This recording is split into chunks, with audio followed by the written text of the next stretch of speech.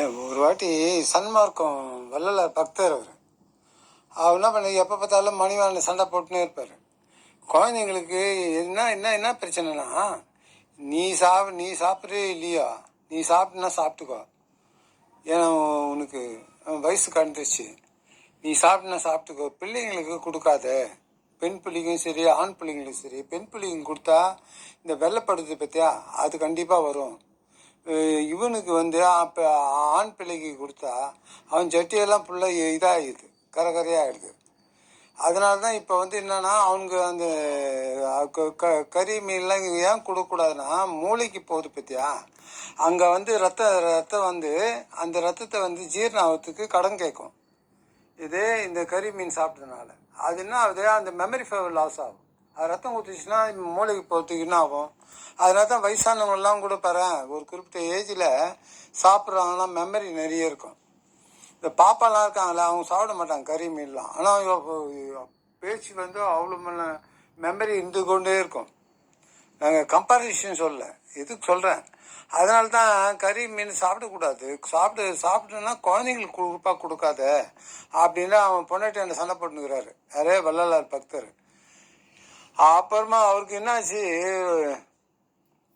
ரொம்ப அந்த லேடிக்கு ரொம்ப கோபம் வந்துச்சு. யோ அப்படின்னா நீ ஏன் சாப்பிடுவானே, காட்டில் இருந்தோம் நம்ம வேற என்ன சாப்பிட்டோம், அது பழக்கம் ஆயிடுச்சு.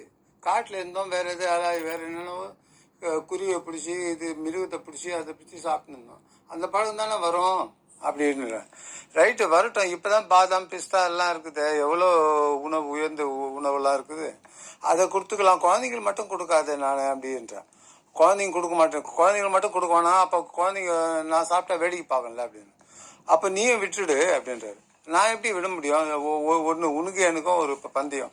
இந்த நாய் இருக்குதுல்ல, நாய் கறி போட்டால் சாப்பிடாம இருக்காது, கறி இல்லாமல் அது அந்த வாடை இல்லாமல் இருக்காது.